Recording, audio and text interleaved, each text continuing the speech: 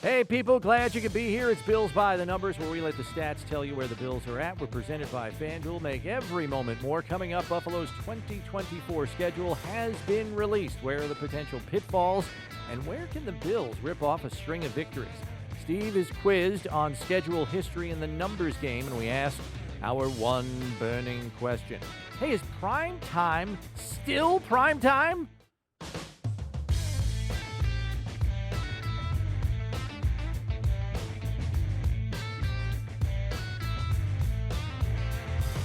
Glad to have you with us. Welcome to Bills by the Numbers. Bills Wall of Famer Steve Tasker, Bills insider Chris Brown with you, and it's available for your viewing pleasure. The Bills 2024 regular season schedule, and here are the highlights. 5 primetime games, 3 425 national window games, and no holiday games. First impressions, Steve Tasker, go.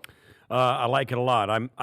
We set the over/under at 5.5, and then dropped it as we started taking, interest. The Tasker line, right? Yes, the Tasker line dropped right on the number for 5 primetime games. Plus, and I've always said it, the 4:30 games in the Sunday window are considered primetime by the networks. They pull monster numbers. The Bills are still a team that people can't take their eyes off of, and the schedule says a lot about that. Certainly, we already knew the opponents.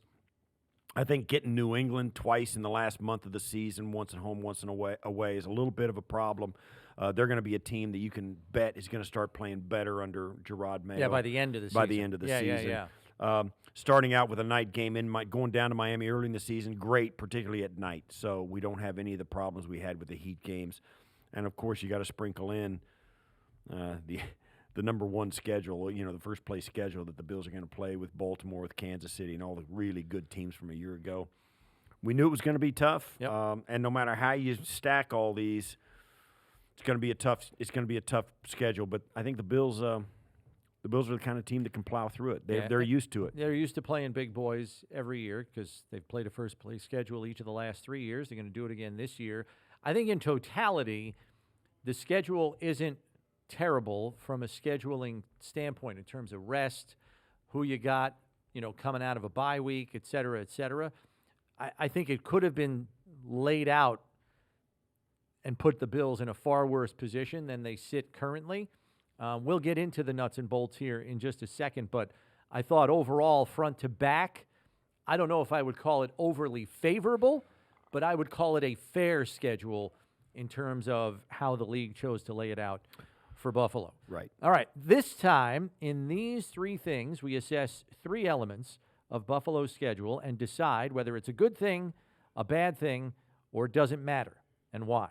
First up, 3 consecutive road weeks in weeks 4 through 6. At Baltimore Sunday night, at Houston, and at Jets Monday night. Good thing, bad thing, or doesn't matter? I think if you're going to pick the spot in the schedule that might have been like, hey, come on now, this would have been it. Three road games against really good football teams, at Baltimore, at the Jets, and at Houston. 2 of them are playoff teams, and the other one is the team in the division that always gives Buffalo problems.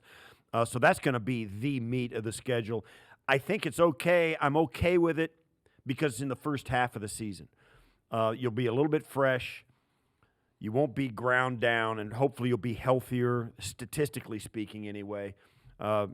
Injuries take their toll later in the season usually than they do in the front of the season, although, obviously that's a roll of the dice. But I think because it's in the first part of the season, weeks 4, 5, and 6, I can get my mind around it. I'm okay with it. I think it's neutral. But that's a tough stretch, no question about it. 2 playoff teams and the Jets, that's a rough go. If memory serves, they had a 3-game road stretch last year as well. And what makes it interesting about this schedule this year is there are only 2 sets of back-to-back home games, and 1 is spread over a bye week, so I guess you really can't complain about that.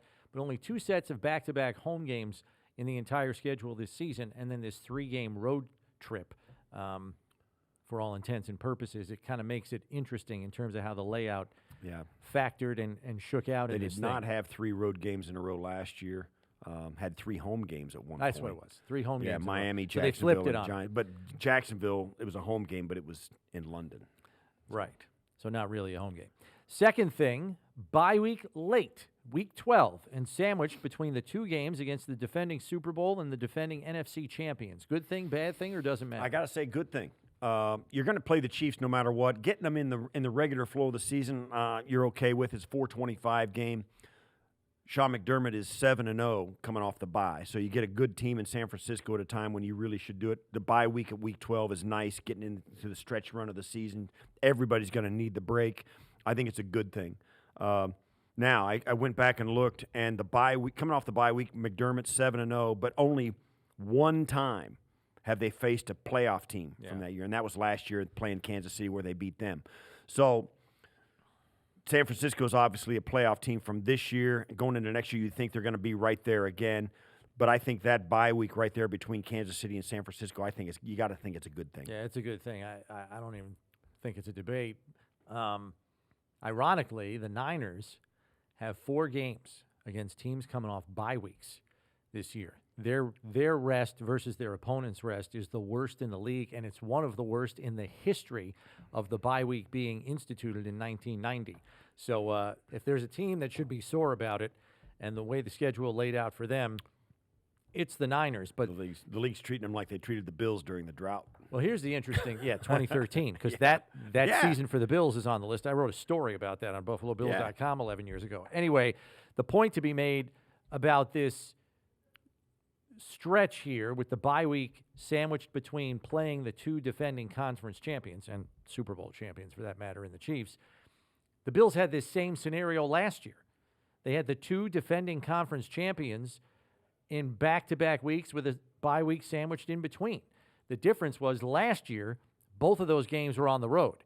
At the Eagles, bye week, at the Chiefs. Those are the defending conference champs in back-to-back games. This year, same thing, Chiefs, Niners, bye week in between, but both of those games are at home. So hopefully they go 2-0 in those instead of 1-1, which was the case last year. Third thing, the NFC gauntlet.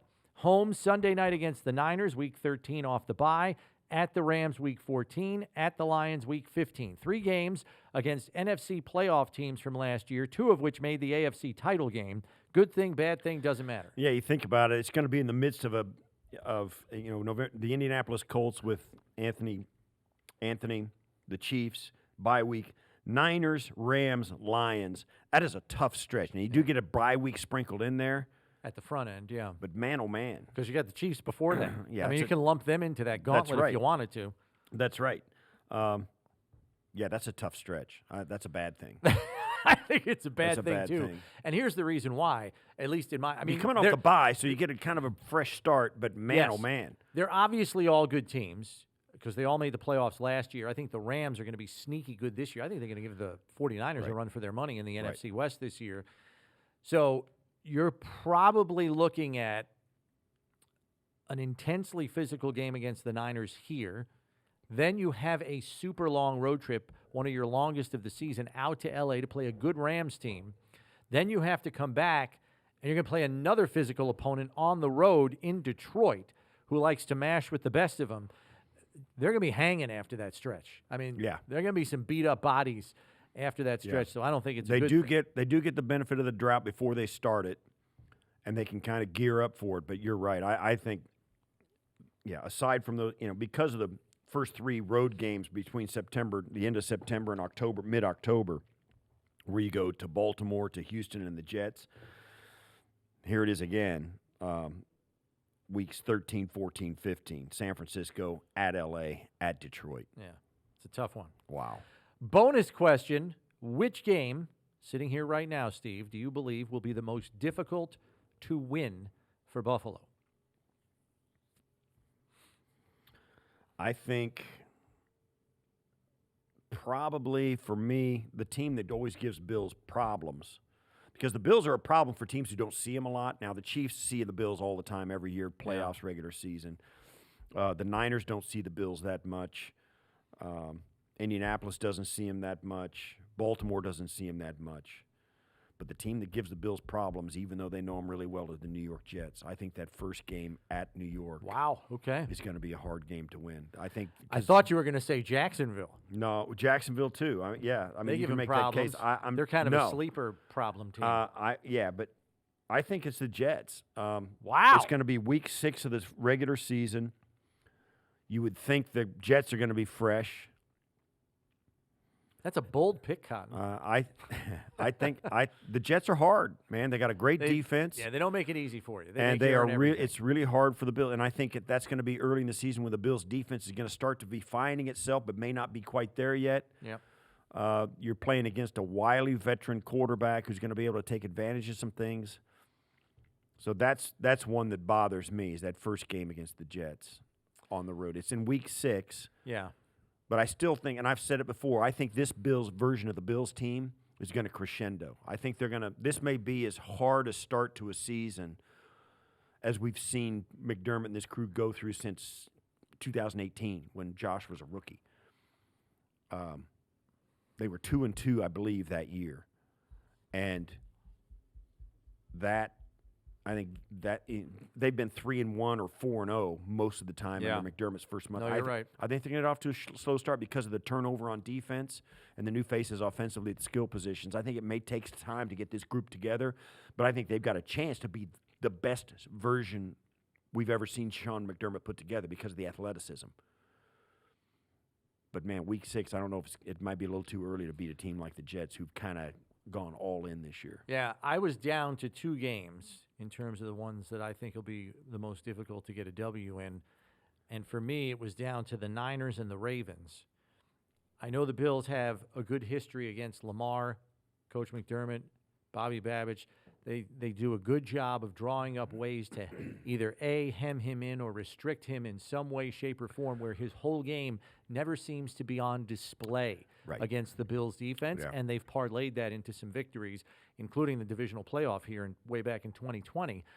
But what concerns me is the same point you just brought up. So I was waffling back and forth between the Niners and the Ravens. I think I'm going to pick the Ravens because it's earlier in the season. Yeah.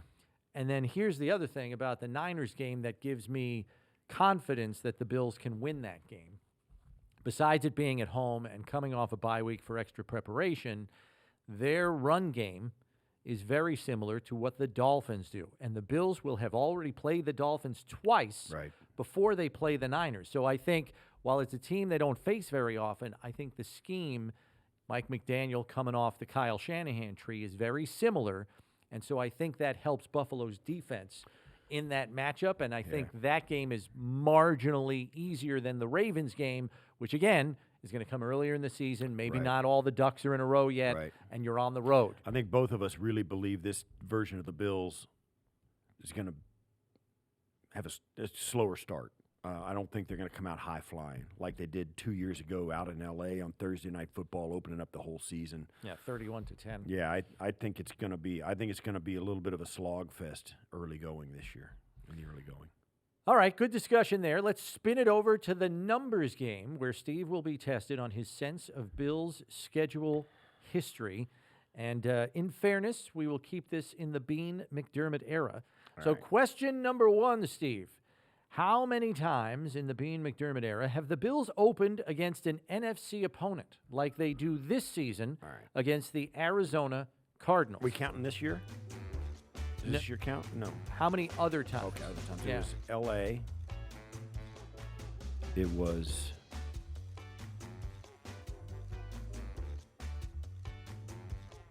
That was Baltimore. I'm going to say 2. The answer is 1. It's just the Rams game from 2022, the season kickoff I figured game. there had to be another one. That they won 31-10. Arizona will be the second. Question number 2. Right.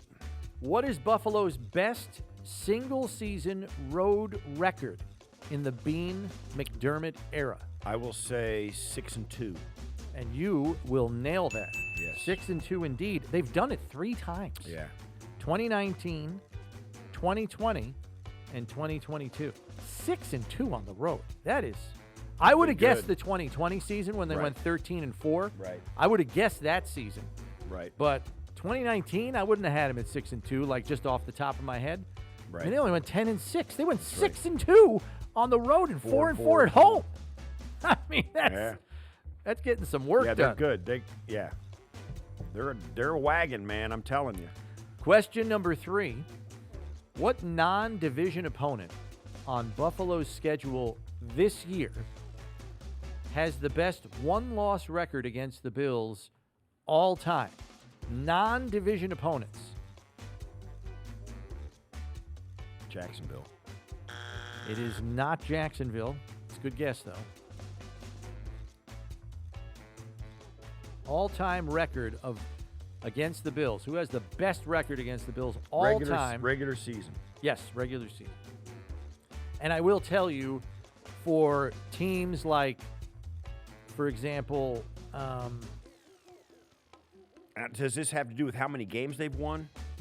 Like how many times they've played, or yeah, total games. Who's got the best one-loss record against the Bills on the Bills' schedule this year? Indianapolis. It is not Indianapolis. See, I thought they used to be in the division. That's right. And that was the qualifier I was going to give you. We are counting Indy here. They're 33 and 38 against the Bills' lifetime. All right. Then let's put it at. Let's go. I'll say Baltimore. Baltimore's a good guess, but not the correct answer. They are 6 and 5.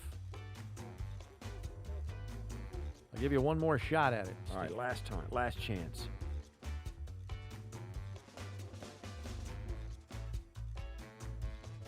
I'm just going to go with the obvious one. I'm going to go San Francisco. It is not San Fran. They're actually 6 and 7 against the Bills. Really? Yeah. The correct answer, the Tennessee Titans.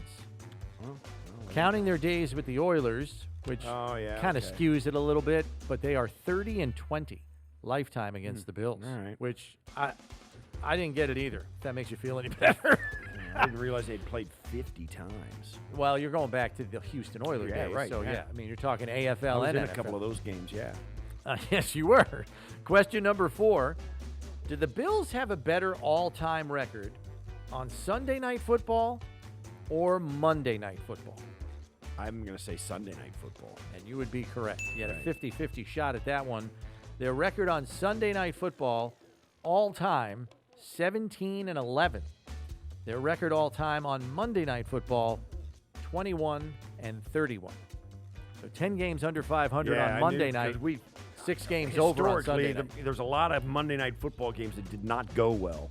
And I even think the Sunday few, night, even the few that they got during the drought ended in horrific fashion. The Monday night game against the Cowboys, the Monday night game against the Browns, Lindell misses the field goal at the end. They lose 29-27. There is some ugly ones in there for Monday night. Hopefully those are all in the past. And hopefully their Sunday night prowess continues. Yeah, this crew, Josh has had a really good run, and I think because Sunday night's a little bit newer, this version of the Bills had a chance to, and plus they're on all the time, so this version has a chance to skew that number a little bit. All right, strong finish there in the numbers game. Bills fans, get in on the action with FanDuel, America's #1 sports book. Just download the app today to play any way you want. Plus, with live betting, you'll get updated odds on games that have already started. Best of all, you get paid your winnings fast. Make every moment more with FanDuel, official sportsbook partner of the Buffalo Bills. Time now for our one burning question. We don't know a lot about this Bills roster yet, how the secondary is going to shake out, how the back half of the receiver room is going to unfold. But looking at this schedule, what do you think is reasonable to expect in terms of win total for the Bills this season, Steve? Reasonably 10-11. Okay. Reasonably. This is definitely a 10-win season, a 10-win team, the way it stands now. Is that your floor? Yeah. That's your floor. Yeah. Okay. And the end is how do you pick that? But the top end. But I think this is a 10-win team, no question about it. You would have to have something catastrophic happen for them not to be in the top third of this conference. Now there's some good teams, and some catastrophic things happened last year, and they still finished 11 and 6. Right. With a couple of things that happened, they could have been 13 and 4 again. They're a 10-win base. The bottom floor is 10 wins for me. I was going to say 11 wins is reasonable for me, based a lot on what happened last year, and I realize the roster is considerably different going into this season than it was last season, but I just think the intestinal fortitude of this team, especially down the stretch last season, proves to me that there is enough of that core still here that knows how to grind out victories on days when maybe it's not all going right. They still find a way to have more points on the scoreboard than their opponent in some tough, nitty-gritty type games, and I think there will be some of those on the schedule this year. So with that in mind, I still feel good about pegging them as an 11-win club. Our closing figure deals with fast starts. In the Bean McDermott era, the fastest start to a season came in 2020 when Buffalo won their first 4 games of the season. That season, they also finished by winning 6 straight. That is the second most wins to finish a season in the Bean McDermott era, exceeded only by their finish in the 2022 season when they won 7 in a row. Pretty crazy. 7 in a row anywhere at any point in an NFL season is pretty rare. This team can put a streak together. 5 at the 10 last season as well, and should have been 7. Yeah. At the end of the seasons, and I think that's one of the hallmarks of McDermott era, the team is rising. Yeah. At the end of the season. That's why, I've made the predictions I've made and the calls that I've made about this team this year. They're getting better at the end of the season, and they're playing their best. And when they're healthy, they are a force. So we'll see if that continues to be the case. That will put a cap on this edition. Make sure to subscribe on your podcast platform of choice so you know when the next episode is out. And remember, when you need to know about the Bills, you need to check Bills by the Numbers. For Steve Tasker, I'm Chris Brown. Thanks for listening. We'll catch you next time, everybody.